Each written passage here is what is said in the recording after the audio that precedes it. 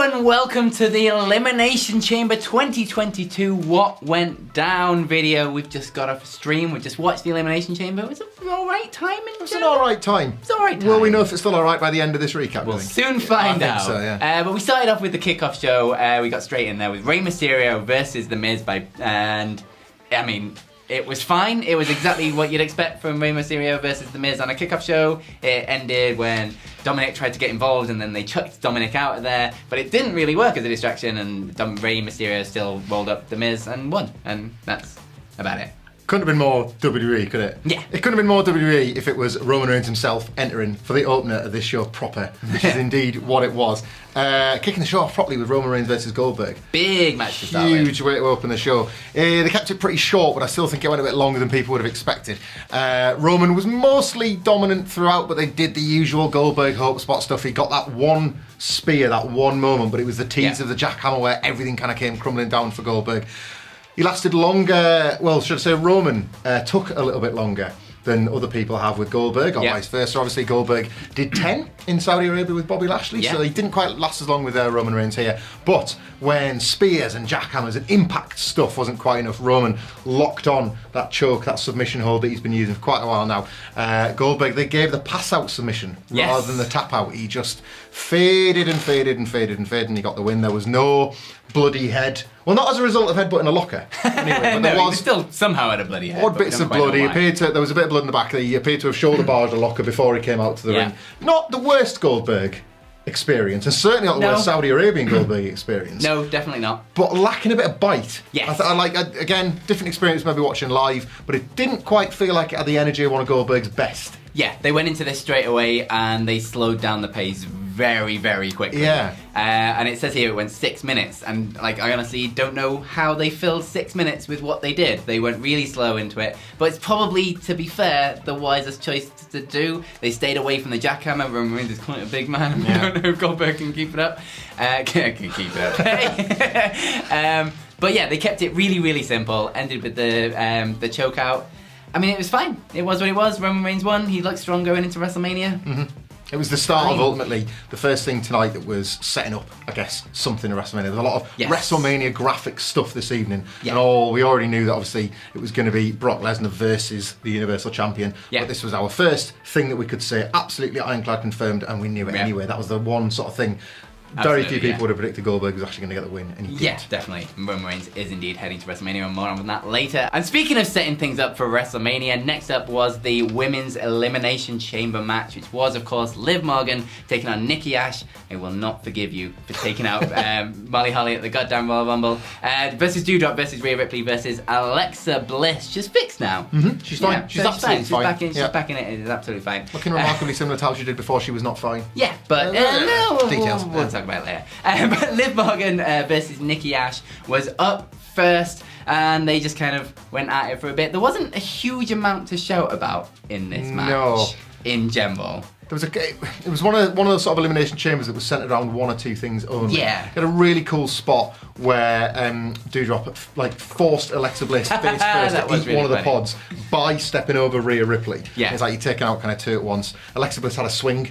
Yeah, in a pod, which is fine. Something to look at, gimmicky stuff. But again, second match in a row, WWE went predictable, but predictable sometimes rips away some of the suspense and drama from a match as a result. Yes, absolutely. Because of course, Bianca Belair won the thing, because they're going to go to Bianca Belair versus Becky Lynch at WrestleMania, which was now official. They made that official at the end of the match. But in terms of like the way they did it, there was a few sort of really good strength spots from Bianca Belair. Yeah. There was a great bit with her and Rhea Ripley where they were kind of doing a strength off almost, and they both had different people up in a vertical suplex, and then Rhea Ripley had Alexa Bliss up in a vertical suplex, and then Alexa Bliss's skirt kind of fell down into Rhea Ripley's face, and she kind of had her up in one arm and used the other arm to just lift up her skirt and go like, hi, yeah, I'm still here. Bianca did the one-arm press slam. Bianca did the one-arm press slam thing, although she dropped her back into the ring instead of onto the really hard part of the Elimination Chamber outside, which I didn't entirely understand. But Bianca Belair won the match in the end, obviously eliminating Alexa Bliss, because they were the two that everybody was umming and ahhing about who would win it in the end. But she got the KOD, she got the victory. It is going to be Bianca Belair versus Becky Lynch at WrestleMania. Not the best women's Elimination Chamber match I've ever seen, but some good fun little bits in there. Still questionable as to where they're going with Alexa Bliss and this new I'm Fixed Now character, but still wearing the same gear and coming out with the same music. Yeah. Doesn't entirely make much sense. It's a Royal Rumble problem extended to the Elimination Chamber. There are not enough stars being built currently. Yes. So it's very hard to feel the sense of drama or the sense of tension with these wrestlers who are very clearly not going to win or not being positioned. Yeah. You can fake an enthusiasm in a Nikki Ash. Maybe she'll go to WrestleMania. But it was patently apparent that this was going to come to one of two people. And when those two are the last two people in there, you kind of are finding yourself asking for whatever this went like. Just over a quarter of an hour. Yeah, what was wasn't very long at all. What was all of that for? If you kind of just wanted to get to this anyway. Yeah. That's the reality of a company that aren't amazing at building stars. That's the one thing about this show. Both the Elimination Chamber matches were not very long at all. The entire show was only like 2 hours 50, and this Elimination Chamber match came in at 15 minutes. The main event one with the men came in at 15 minutes as well. They're really short for Elimination Chamber matches. Lean. They're no longer... I'm sure the originals used to have the 5-minute gaps. Yeah. So it was a physical impossibility for them to go 15 minutes. They were not messing around this year. But, again, like we said this... I think the WWE method with pay-per-views now is to get through them, get them done, and hit that 3-hour mark and get them out of there. Yep. And that's not the worst thing. It's not the worst It's one of the thing few at all. things that I think probably AEW could learn from when it comes to WWE pay-per-view / premium live events. Absolutely. But next up, it was the tag team match between Naomi and Ronda Rousey, with her arm tied behind her back because they're in Saudi Arabia and she can't use an arm. Yeah, not funny. great. Versus Charlotte Flair and Sonya Deville. Sonya Deville came in there originally. She had her arm in the sling, but then, she's a dastardly heel. She took her arm out and she was absolutely fine. Weird match this to have as Ronda Rousey's first match back after re-signing, taking a huge part of her arsenal away from her and putting her in this match. And then the finish to the match made it even weirder because it got to a point where Ronda Rousey had Sonya Deville down on the floor and she was about to take her out, and Charlotte Flair was there and she could have come in and saved her, but no, Charlotte Flair was like, I'm not having any of this, and just buggered off, and Ronda Rousey absolutely took Sonya Deville out with one arm, leaving no room for a Ronda Rousey versus Sonya Deville match at any point ever. No room for Ronda Rousey versus Sonya Deville, and not a lot of room for Naomi versus Sonya Deville in truth. Like, they made fairly comfy work of this. This had its moments, and it wasn't entirely poorly thought out in spite of booking a match where somebody has only one hand at Saudi Arabia.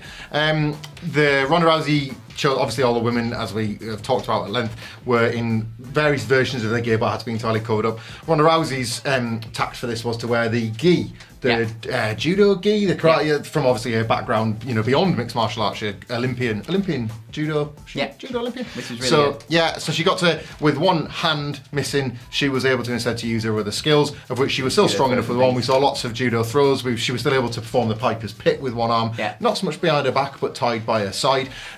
And that was pretty much what most of the match was built around. Ronda Rousey with one arm was mostly expected to take the heat. They didn't really. They attempted to do a second hot tag.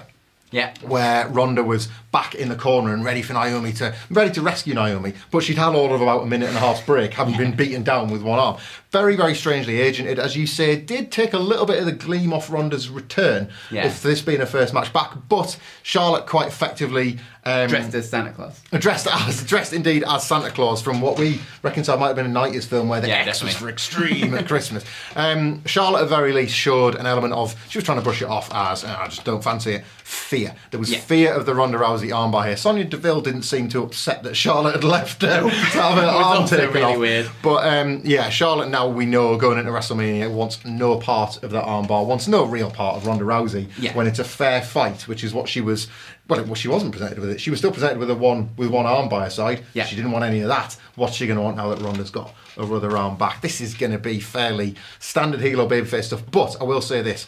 They have effectively taken from that first post-Royal Rumble show with Becky Lynch, made Ronda Rousey the proper, earnest babyface. There is a good guy and a bad guy here. And there shouldn't, touch wood, touch everything, not have to deal with a dreaded mixed reaction on the night. It is explicitly clear who the good and the bad is here. Yes, very much so. And again, another match with it's just getting to WrestleMania, basically. And maybe throwing Sonya Deville and Naomi under the bus a little bit on the way there. Hard to sell that singles match now if Yeah. they're going to do it. It's immediately starting to feel like a SmackDown before WrestleMania main event than a WrestleMania match itself. But we'll have to wait and see. But next up, speaking of main events, it wasn't one. It was Drew McIntyre versus Madcap Moss in a Falls Count Anywhere match where the fall counted in the ring. I think there was one pinfall attempt outside of the ring. Yeah. And that was about it. Drew was having to fend off a lot of double Baron team Corbin, attacks yeah, from Corbin and Madcap Moss, the pair of them, a happy couple as they were. The only real takeaway from this match, two takeaways, was the finish itself, where Drew elected to hold the sword while hitting the Claymore, which in terms He was threatening to stab him first, and he's like, I'll end the match by stabbing you, and then he runs at him and it goes, no, I'm going to Claymore you. He swung wildly at Happy Corbin with a sword. Very wildly. But as Stephanie McMahon once said, dismemberment is not a good corporate look, Phil. Yeah. So Happy Corbin got out of the way. Madcap Moss ate a Claymore with the sword just sort of hanging in the air, because you don't need your hand with the Claymore anyway. I mean, we were on the stream, we couldn't necessarily hear it loud. I don't know if we could do a leg slap, because maybe he was holding the sword instead, who knows. The one spot that I think it's worth going out your way to see, depending on your interest in this match, is a moment where we all had our hearts in our mouths slightly. Drew went for that over-the-top Alabama Slammer type move, and Madcap Moss very nearly hit himself with a tombstone as a result. He sold it so weird, like he was almost trying to flip into it when he should have just taken a face plant, but instead he just went head first down into the ring. Crumpled into his neck, and he's got a big old frame. We hope he's all right. He looked like he was okay. The match carried on, seemingly unabated, apart from the odd checks that you expect. But a lot of pantoing from Corbin throughout. He was working on the outside as if there was a camera on him the entire time. Dread it, run from it. In the words of our esteemed colleague, I think it's Corbin McIntyre at WrestleMania. I think it is as well. Corbin brought back the 3-2-1 Claymore as well, which is obviously going to lead into the WrestleMania thing. It was what it was. I don't think anyone was expecting much more from this, so it was fine. But we led into Becky Lynch versus Lita, a little bit of a dream match going on down in Saudi Arabia for the Women's Championship. Obviously, I mean, I'm not even going to pretend that Lita won it, because of course she didn't. But she had a really good showing in the match. She hit some Twists of Fates. There was some really good near falls. She hit Twist of Fate and then the moonsault. And got a really good close 1, 2, 3. But earlier in the match, Becky Lynch had hit her with the Beck's bottom, or what's she called? The manhandle slam. And then Lita got the leg on the rope, but she got her with a second one at the end of it, and that put her out in the middle of the ring. 1, 2, 3. Becky Lynch heading to WrestleMania to take on Bianca Belair. Not half bad this at all, much like the build itself. Generally, they can consider this a rather successful bottle feud for Becky Lynch, just to get her to WrestleMania with something to do. Well worked by Becky Lynch again. They had a job in this match, which was to just create drama for one near fall, and they absolutely achieved that. At the point at which, as Phil points out, you had the Twist of Fate into the moonsault, everybody was on the hook for Lita getting that win. When she didn't, things looked bleak from there, and Lita kind of herself sold, in the words of Ian Beale, I've got nothing left. So she kind of didn't really know what to do, and that was how Becky Lynch was able to take advantage. She is the one now, not with as much experience, but certainly right now in-ring form that Lita maybe doesn't have. They told that story quite nicely, quite efficiently. I would say, comparing it to Elimination Chamber is tough, but I would say as a straight-up match, this was comfortably the best match of the night. There was heat, there was drama. There was only one slight immersion breaking flub from Becky Lynch, kind of selling nothing by bouncing to her arse, but we didn't need to replay that. Beyond that, pretty great, and Becky Lynch looks as good as she can do as the domineering heel for the Bianca Belair rematch that most people have pined for since SummerSlam. Yeah, absolutely. So good stuff there. And next up, we obviously had the Usos versus the Viking Raiders, this long-built match on SmackDown that's been one of the best-built matches. No, none of that. And it wasn't even a match. So, fine. The Usos attacked them before the bell rang, and then they wandered off. Net positive is what I'm going to say to you, Phil. This is going to sound extremely generous as usual when we talk about WWE. Sometimes we have to be. This has been a pretty risible programme on SmackDown so far. It didn't feel worthy of a tag team title match on a pay-per-view, or sorry, a premium live event. Now maybe this will inject a bit of heat if they want to actually make this count at WrestleMania. There is no tag division to speak of on SmackDown, so you might as well attempt to run this back in a month or 2 months or wherever it is when we get to Dallas. So they have a chance now to kind of start this properly and just wipe away fritter away the last month of wasted time on SmackDown. I, for one, am there for it. Absolutely. But then we had the main event, and of course it was Brock Lesnar versus Bobby Lashley versus AJ Styles versus Austin Theory versus Matt Riddle versus Seth freaking Rollins for the WWE Championship inside the Elimination Chamber. And it started off, we had the weird thing again where the last person coming in wasn't actually starting the match. They were just going into the pod. They did the same thing with Alexa Bliss, and Brock Lesnar got the same kind of treatment. But we started off with Seth Rollins. Didn't get the swing, did he? Didn't get the swing, no. He did have an incredible moment when he was coming into the pod, though, where he kind of went up to Bobby Lashley, he breathed on the glass, and then he drew a little smiley face. And then he walked to Matt Riddle and just kind of, like, completely blocked him. No, didn't even look at him, and then did this weird little shuffle thing past AJ Styles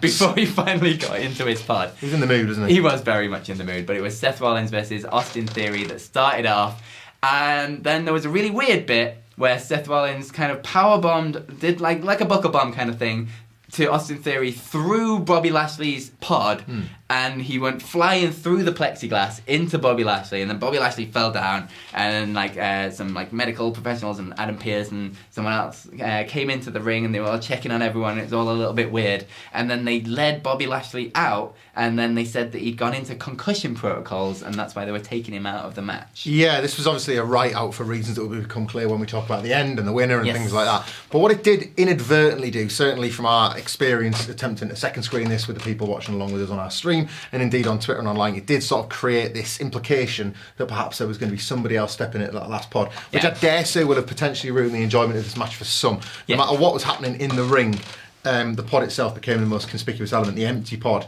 There were, of course, been rumours that Cody might have been at the show. We are all awaiting the imminent arrival of, bizarrely, Stone Cold Steve Austin. There was talk, obviously, there was no place for Mansoor on this card. They were just three names, but the point was, it was almost a little bit too odd that he was out without any mention of any replacement. Not least when the time came for Bobby to enter, there was nobody there, and Brock just took it. And when Brock took it, there was kind of no way back for the rest of the match from then anyway. Yeah, because they kind of built it where like Seth Rollins and Austin Theory were obviously starting, and then Riddle came out and they had a bit of back and forth, and then AJ Styles came out and they had a bit of back and forth, and then when it came down to they still did the lights thing, and Bobby Lashley's cage still lit up, and then Brock Lesnar was like, not having that. Kicked through his pod, came out, he basically F5'd everyone, took everyone out of the match, took Austin Theory tried, but then he ran up the side of the cage, he got him onto the top of the pod, and he F5'd Austin Theory off the top of the pod to the outside, not even into the ring. He just hurled that kid straight down on the floor without giving a crap, and then he got down and pinned him, and that was Brock Lesnar winning the match. There was no replacement for Bobby Lashley, there was no real explanation about it at all. I guess it was their way of keeping Bobby Lashley safe and protected, so he didn't have to be pinned to lose the championship, and a way of getting back to Bobby in a world title stipulation after WrestleMania probably, but it just felt a little bit off, like it definitely set the chat off in our stream, and it just seemed, it didn't really work the way they hoped it would, I think. Yeah, you could sort of take this a couple of different ways. Those that didn't care much for Shayna Baszler's dominance in the 2020 Elimination Chamber probably will not have liked this. All of this was entirely structured around Brock Lesnar's dominance at the end, at the point at which Bobby Lashley was out of the match and Brock Lesnar was in. This was the Brock Lesnar show. If you are a fan of Brock Lesnar and the chaos with which he brings to these shows, you will have had a blast.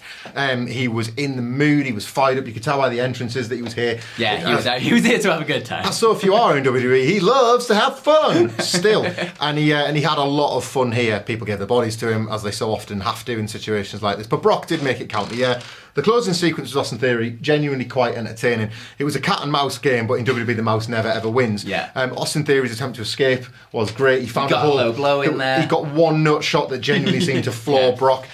Brock and Theory have had this little bit of back and forth on Monday Night Raw with the selfie stuff. So it was almost like an earned conclusion to Austin Theory's mini arc that he's been as Vince McMahon's boy and all this kind of thing. If only Shane was still around, it could have been Shane McMahon taking his beating instead of Austin Theory. But alas, we got what we got. Brock Lesnar is the WWE champion yet again. It was at this point, of course, that we got the graphic flashing up. It was what we all predicted after they'd been speaking so much about it, but it indeed says champion versus champion, not, as Phil pointed out, title for title yet.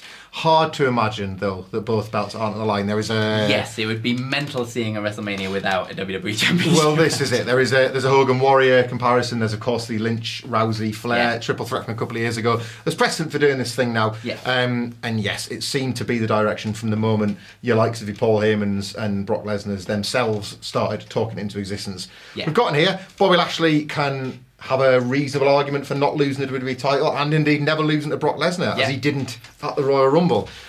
But it's Brock stuff, so there's going to always be a bit of division. Yeah, and no Cody Rhodes, which everyone was also questioning whether that was actually going to be a thing.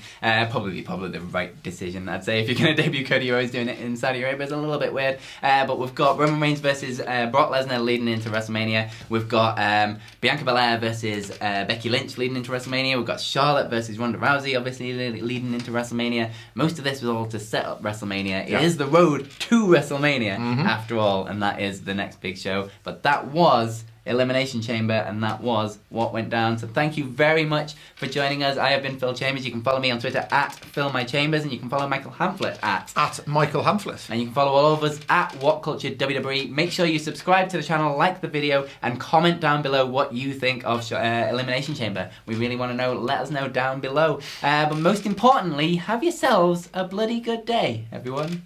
Goodbye.